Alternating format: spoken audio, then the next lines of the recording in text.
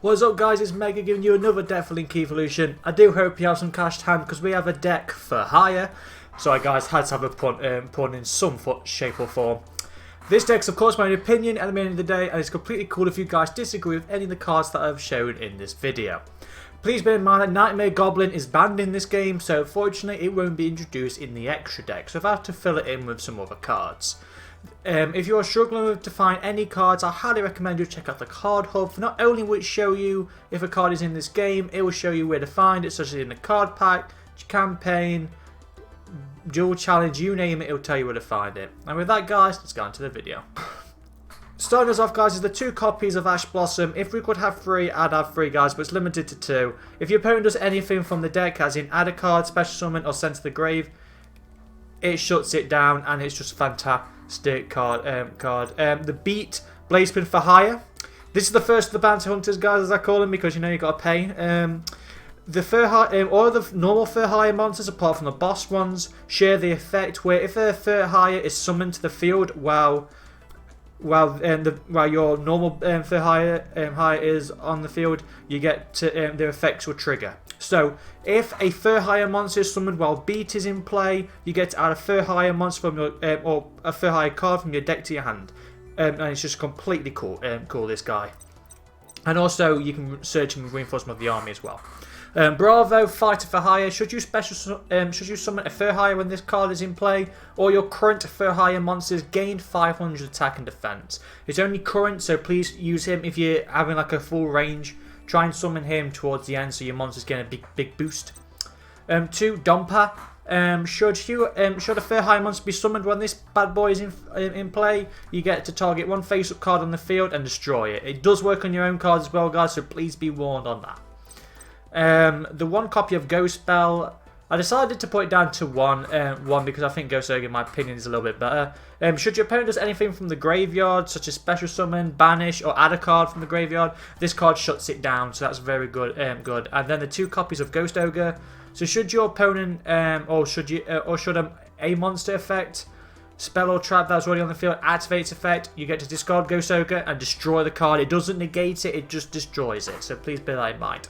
I'm moving back onto the fur hires, the bounty hunters, with the cash. We have Hemper, Helmsman for hire. This guy is a good one. You will really want to get this guy out second in your combo with Beat. So when a fur hire monster is summoned, you get to discard a fur hire card. It can even be a spell, and you get to draw a card. So it kind of sets up the graveyard and sets it very good for seal. So to continue the combo extender. The 3 copies of Raphael, Champion for hire. So this is what I mean by the boss monsters. They don't have the ability to special summon.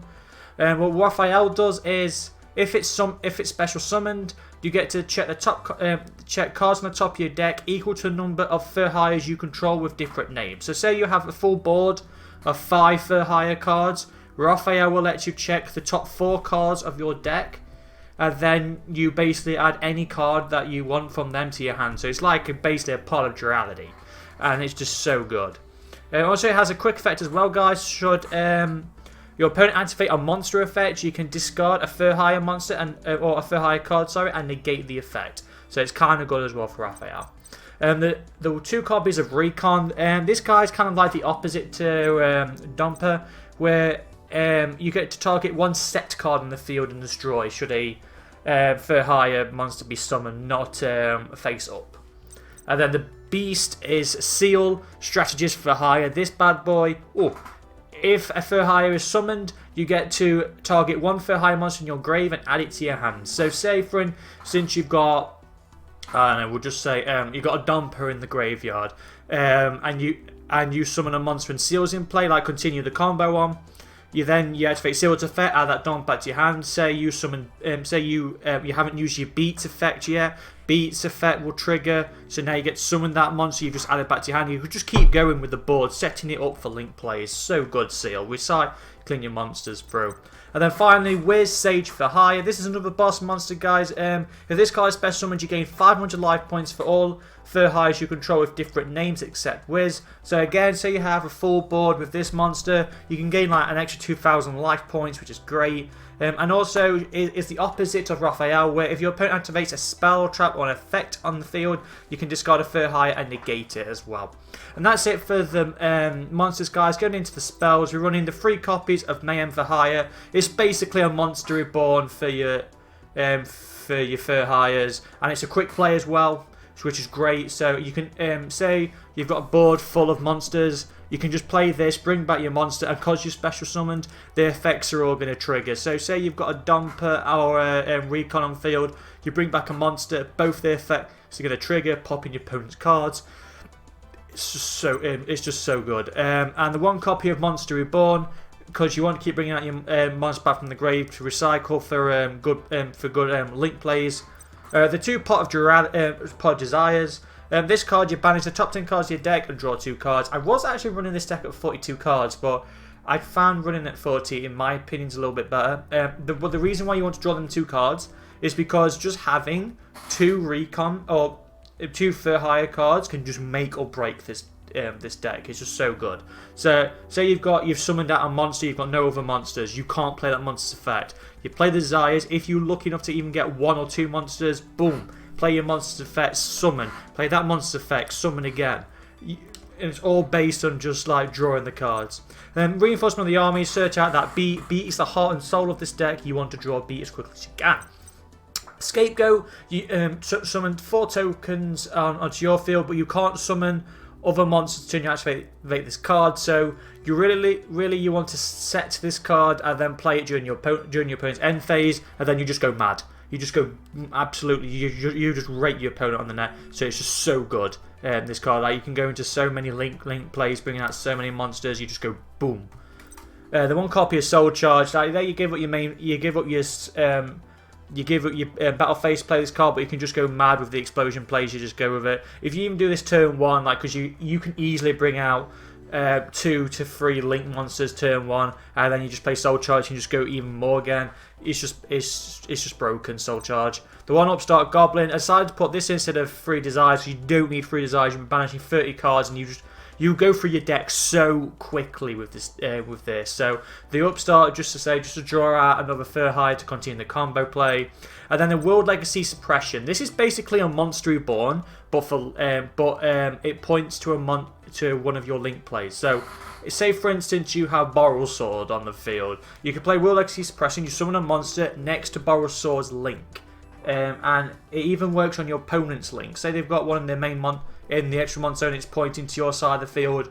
You play that World Legacy, summon it onto your side to where they point to. It's just brilliant. It's just so good to continue the combos. And then I'm running 2 Solemn Strikes and a Warning. I did try some other cards, but I just found this is just kind of good for negating, and because they negate, especially the Strike, it negates and destroys the monster, which triggers Flogo's ability. So it's just great in my opinion. Like I would kind of want like 3 strikes, but strike is limited to 2, so we're running 2 strikes and a warning.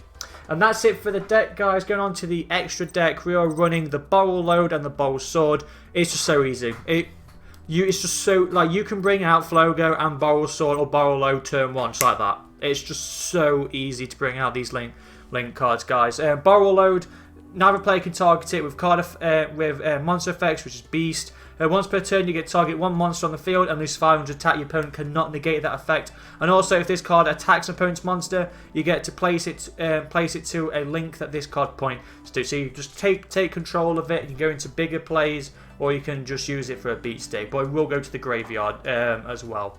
Borrow Sword, no introduction, guys. Borrow Sword can't be destroyed in battle. You get to target 1 monster on the field that's in attack mode, swap it to defense. This bad boy can attack twice. You can even use it on your own monsters. Say you attacked with Raphael first, then play Borrow Sword to swap Raphael to defense mode. Then Borrow Sword can attack twice. It's just broken. And also, if this card attacks an opponent's monster, that monster loses half its attack and it's added on to Borrow Sword. Using Flogo, guys, this guy sets up the field just like that. He's just so broken in this deck. Like, it can't be used for link material, so please bear that in mind. You can't use him to go into other ones. But if this card is link summoned, you get special summon a for hire monster that's a different type to the one you used him for.